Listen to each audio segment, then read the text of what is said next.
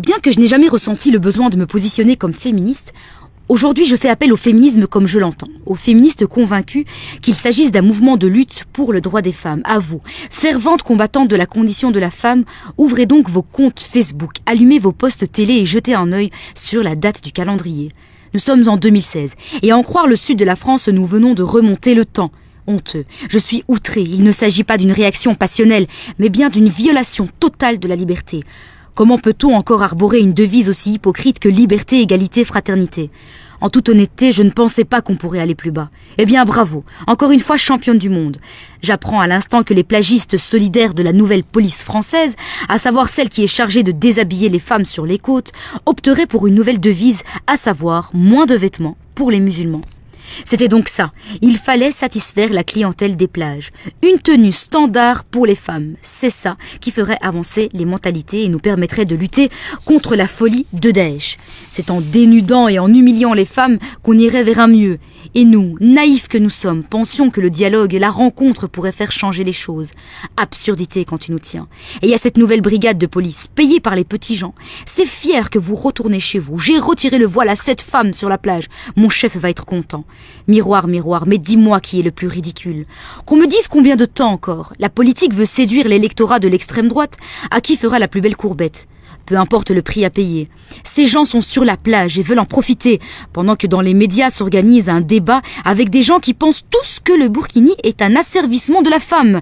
Cette même femme, rappelons-le, qu'on regarde de travers, cette même femme à qui on reproche l'éducation de ses enfants, cette femme à qui on crie « retourne dans ton pays » et on ose nous faire croire qu'on se soucie de sa condition sociale, de son bien-être et de sa température corporelle. On donne la parole à des femmes musulmanes pratiquantes qui disent ne pas comprendre pourquoi, comment on mettrait un burkini. Peut-on juste laisser aux gens le choix de s'habiller ou non ?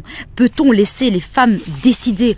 On pointe du doigt les sociétés patriarcales, mais Manuel Valls, qui décide pour les femmes, devient tout d'un coup la Simone de Beauvoir des électeurs de l'extrême droite. Cette femme est sur la plage. Elle est citoyenne française. Quand allez-vous intégrer que la France est multiple ? À quand les explications sur les conditions des femmes dans ces pays que vous séduisez pour l'or noir ? Nous sommes en 2016 et vous nous faites croire que c'est en déshabillant que vous construirez le vivre ensemble. Le monde se rit de vous. Ma seule crainte est que la Belgique suive le mouvement. Quand le peuple se lèvera, il sera trop tard. Le peuple a faim, veut un logement décent, veut un avenir pour ses enfants. Le peuple pleure ses morts. Les attentats n'ont-ils pas suffi à revoir vos priorités ? Au nom de la laïcité, ce sont des crimes contre l'intégrité et la dignité humaine qui sont commis. Nous assistons à une radicalisation de la laïcité. Oui, je rappelle qu'il s'applique à un État et non à des citoyens. En gros, on ne doit pas être tous laïcs. Un détail dans les droits de l'homme, liberté de culte, tout ça, tout ça. Quelle violence dans ces actes. Déshabiller une femme devient un gage de laïcité. C'est quand Caroline Fourest s'est offusquée qu'on peut s'attendre à ce que la fin du monde s'approche. Mais on ne baissera pas les bras. Je suis une femme, libre, voilée, en maillot ou en burkini. Vos amendes ne nous effraient pas. Notre dignité n'est pas à vendre. Marianne devra céder. Vous, les femmes, quelle que soit notre condition sociale, notre culture, notre vécu, soyons solidaires. Aujourd'hui, c'est une atteinte claire à toutes les femmes.